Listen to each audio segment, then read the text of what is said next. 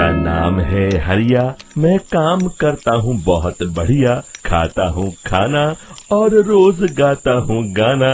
अरे यार, आज तो बहुत देर हो गई। इस खतरनाक जंगल को देखकर तो मेरे हाथ पैर ठंडे हो गए हैं। अगर मैं वक्त पर गांव नहीं पहुंचा तो मालिक बहुत नाराज हो जाएंगे। तभी हरिया को एक आवाज सुनाई देती है। सुनिए हरु जी। अरे, ये आवाज किसने दी? तभी हरिया को सामने कुछ दूर एक औरत खड़ी दिखाई देती है। अरे भाई, ये औरत अकेली इतनी रात को इस जंगल में क्या कर रही है? चलकर पूछना पड़ेगा। फिर हरिया अपनी बैलगाड़ी उस औरत के सामने लाकर रोक देता है और उससे पूछता है। अरे सुनिए, आप इतनी रात को इस खतरनाक जंगल में अकेली क्या कर रही हैं? तभी वो औरत मीठी आवाज में कहती है। अरे हरु जी, आप आ गए। मैं कब से आपका इंतजार कर रही थी। वैसे तो यहाँ से काफी लोग गुजर चुके हैं, लेकिन मैं खास आपका इंतजार कर रही थी। अच्छा, तुम सच कह रही हो? मुझे तो यकीन नहीं हो रहा है। वो क्या है ना, आज तक किसी ने मुझसे इतने प्यार से बात नहीं की। हाँ हाँ हरु जी, मैं सच कह रही हूँ। अब देर मत करिए और जल्दी से मुझे मेरे घर तक छोड़ दीजिए। हाँ हाँ, कौन सी बड़ी बात है, अभी छोड़ देता हूँ। आप मेरे पीछे बैलगाड़ी में बैठ जाइए और मुझे रास्ता बताते चलिए। फिर वो औरत हरिया की बैलगाड़ी में बैठ जाती है और हरिया बैलगाड़ी हाँकता हुआ आगे चल पड़ता है। फिर उस औरत के बताए हुए रास्ते पर चलते चलते हरिया बैलगाड़ी लेकर एक काली गुफा के आगे आकर रुक जाता है। हरिया उस औरत से पूछता है। हाँ देवी जी, आपका घर कहाँ है? यहाँ तो एक गुफा के अलावा और कुछ नहीं है। तभी अचानक वो औरत हवा में उड़ने लगती है। देखते ही देखते उसका सुंदर रूप एक डरावनी चुड़ैल में बदल जाता है और वो जोर जोर से हंसती है। अरे तू तो एक नंबर का बेवकूफ निकला। तू तो बड़ी आसानी से मेरी बातों में आ गया। अरे मर गया रे, ये तो एक चुड़ैल है।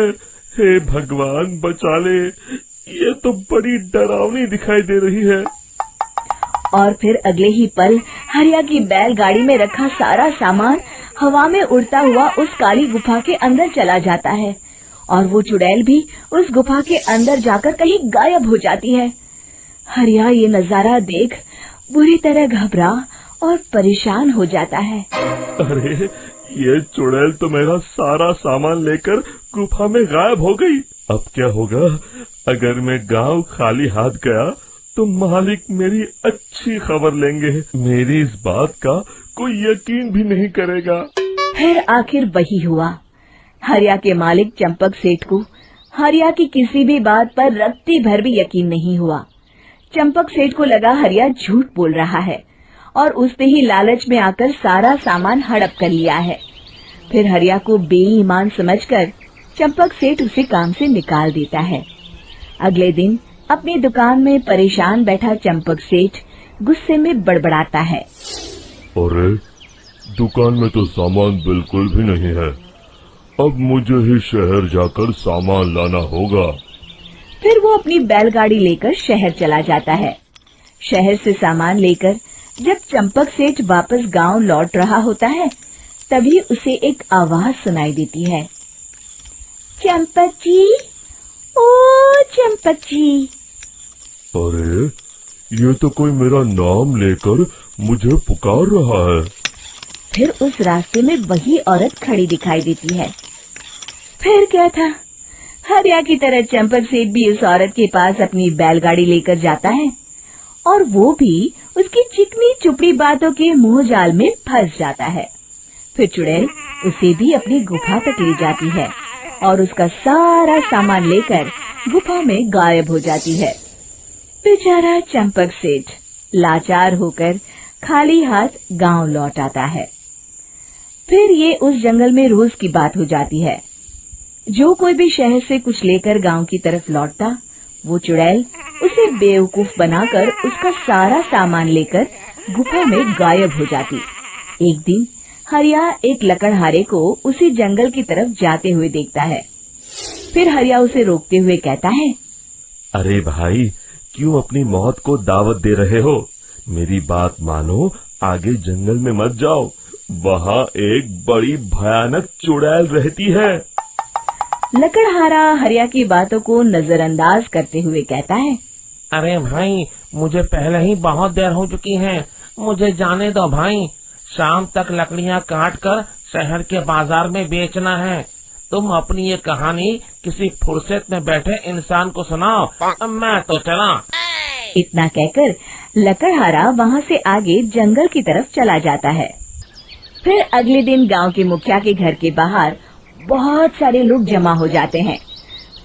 तभी हाथ में कुल्हाड़ी लिए खड़ा लकड़हारा कहता है, अरे मुखिया जी, अब आप ही हमें बचाइए उस जंगल वाली चुड़ैल से। हमारा सारा काम तो शहर से ही होता है। अरे मुखिया जी, उस चुड़ैल की वजह से तो मैं पूरी तरह बर्बाद हो गया हूँ। हम सबको मिलकर उस चुड़ैल का कोई इलाज करना पड़ेगा। तभी भीड़ में खड़ा बीरा कहता है, आप लोग चिंता मत करिए, कल से वो चुड़ैल किसी को नहीं लूट पाएगी। मेरे पास एक बहुत अच्छी तरकीब है। तभी चंपक सेठ उसका मजाक उड़ाते हुए कहता है, अरे तेरा नाम बीरा है तो क्या हुआ?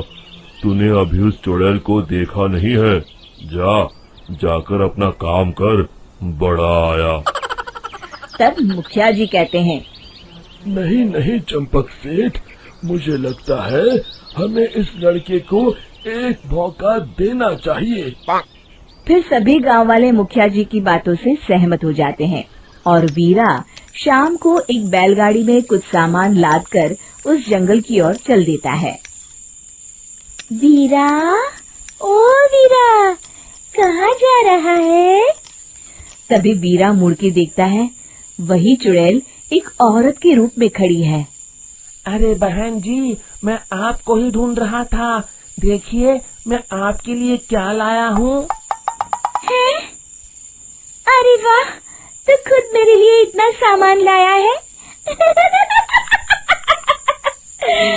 तू ही अकेला गांव में समझदार है। जरा देखो, मैं भी खोल के, बड़े भूख लगी है।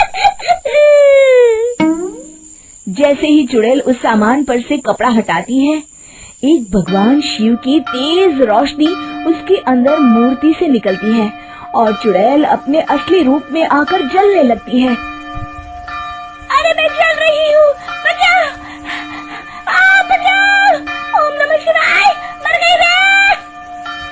देखते ही देखते वो चुड़ैल राख के साथ उड़ जाती है और सभी गांव वाले भी वहां जाते हैं।